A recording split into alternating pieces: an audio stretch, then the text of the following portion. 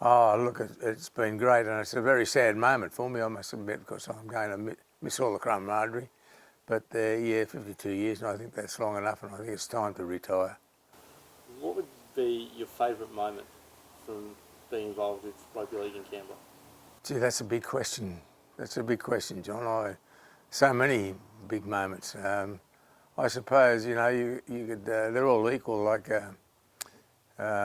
refereeing grand finals and refereeing the international games and being graded into Sydney, refereeing in Sydney, and then on the committee side, like being on all the committees and then chairing some of them and chairing most of them. And it's been great. They're all important and good times.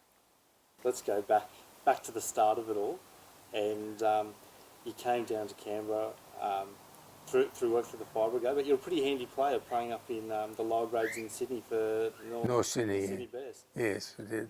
Yeah. So tell us a bit about your playing career, because we know a little bit about your refereeing, but not as much about your playing career. Well, playing career from coming down from Sydney. Well, like I said, I played in the lower grades in North Sydney, and they were the years when there was first, second, and third grade, and it was pretty tough football then. It was good. It was every schoolboy's ambition to play with the local district that you belong to, and of course, when I got transferred down here, East Canberra was starting up a new club, and they asked me to play for them which I did for one season, but then they folded, unfortunately, money circumstances and things.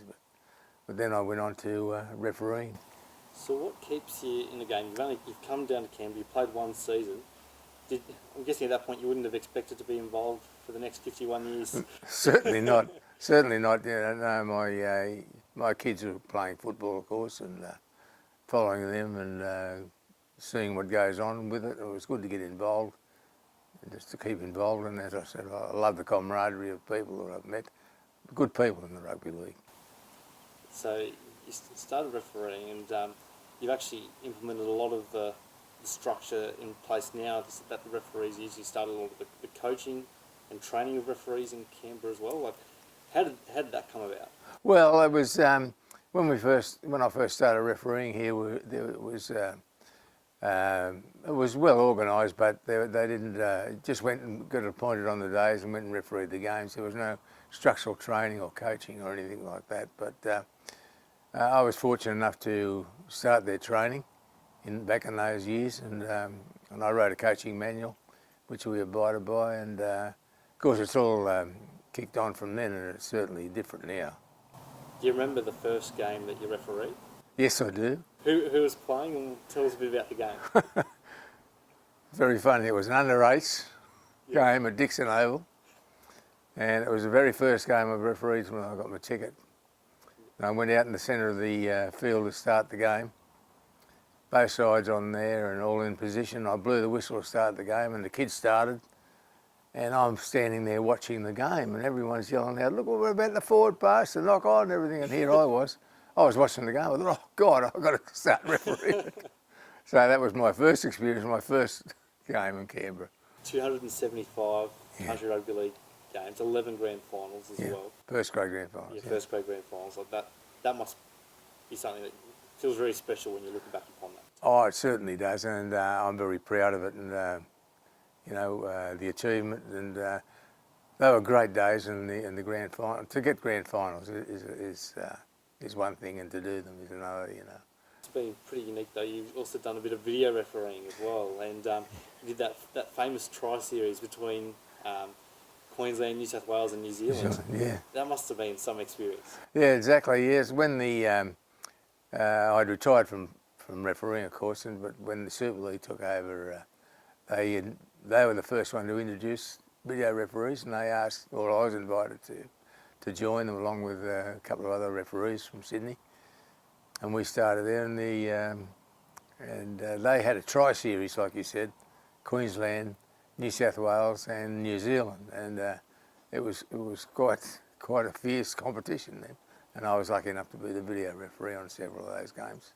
Now, what was that like? Because the video referee can always be a difficult job now, but back then the technology wouldn't have been as clear as well. So No. what was that like sitting there watching the videos for those games? Oh, it was a lot different then. Yes, like you said, it was. We didn't have the technology. Of course, we had the TV and everything to rule off, and then we had the TV people to run the plays for you, what you wanted to see. But however, in that era, we didn't have much time. They emphasised the time to make a decision, and you had to make it fairly quickly. Yeah. So done that, but then also you're involved with administration in a number of different ways as well. Firstly, you've been on the board for Canberra Regional Rugby League for over 20 years. Over 20 years. How did you get involved in the administration side of things? Well, firstly, through the referees, I was their delegate. I was elected as a delegate to the Canberra Regional Committee, and I started off from there and stayed on that committee for I forget how many years. Then I was appointed by the Raiders to chair that committee after the retirement of the previous chairman. In what ways have you seen rugby league in Canberra grow from when you first started as chairman through till now? Probably the most significant change to the league when I was involved early was that when the Raiders went into the Sydney competition, the significant changes here followed through, which was only for the betterment of the league here. Now you're only one of 9 members of the Raiders as well, and some of the names that are in that list, Mal Meninga being one of them, must be incredibly satisfying and humbling to see your name alongside some of the guys like that as well. Words couldn't tell it. They couldn't describe it. Words. It's I'm so proud of that, and it's certainly enormous to think that people like Mal Meninga, like you say, and Don Furness Senior, and the only ones that have been elected at that time. There's only 9 of us. Yes. Can you talk me through how you were feeling when you found out that you were inducted as a life member? I couldn't believe it actually. When I was first told that I was inducted into the life membership of the rugby league. That was in 1986. It was not long after I retired from refereeing. And it was certainly a special thing. It was presented to me in Seaford Oval in front of the Canberra Raiders Penrith game. I'll always remember that. And it was certainly something worth remembering and certainly gratifying. Very appreciative of. You're also a life member with New South Wales rugby league referees, Australian referees. The Australian referees. You're a life member in many places, and it must be quite humbling to see the work that you've done appreciated by so many different areas of our great game. Yes, it certainly is. I mean, it's you don't look for those things when you're doing the work. It just comes along. And it's really when it does, it's certainly humble. Certainly humble. You feel humble for it. Well, we've got all those life memberships, but also Order of Australia medal for services to sport and rugby league in particular. Yeah. Now tell us about how you feel when you found out about that. Well, that was a tremendous award, naturally. I mean, from the Queen's Birthday Honours List. When I found out I was to be a recipient of that award, it was just unbelievable. I couldn't believe it. And the worst thing was that they tell you sometime before. You have to make up your mind whether you accept it or not, and you're not allowed to say anything to anybody. And it was very hard to keep it from the family at that time. But it was certainly humble, and it's certainly very proud. So no one knew. Did your wife know? No. What was your family's reaction when they found out? Well, they were ecstatic, naturally. I mean, you would be, wouldn't you? I mean, they were ecstatic, and yeah. You've been chairing Canberra Regional Rugby League for a while, but also you're the inaugural president of the Men of League for Canberra Monero Division as well. How did that start about? Well, when the Men of League started up in 2002,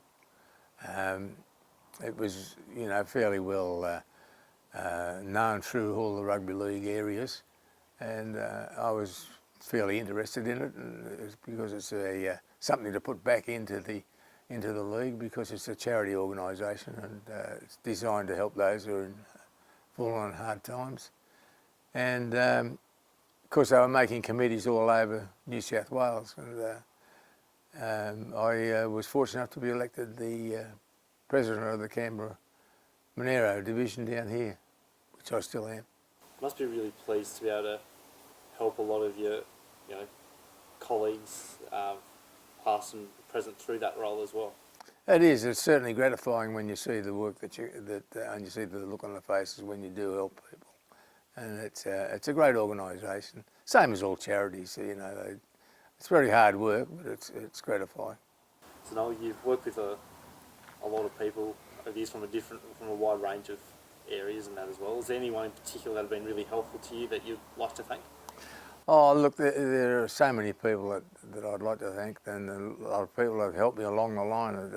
There's so many that I just couldn't remember them all, but certainly the Raiders have been helpful in John McIntyre, Don Ferner and Simon Hawkins.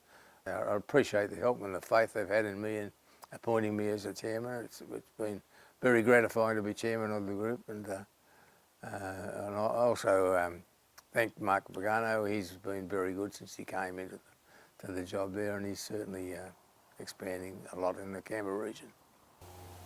Now, you've worked incredibly hard for a long period of time, and you're about to enjoy a well-deserved retirement. What are your plans in retirement? Well, I haven't even thought of that. The only thing that I thought of when I decided it's time to retire is pretty sad to do it, and I dare say there'll be plenty around the house to do. My wife will keep me busy. Any projects coming up? Oh, no projects. No, I don't intend to fade away from the league altogether. Just I'll probably just float around and see people and keep in touch.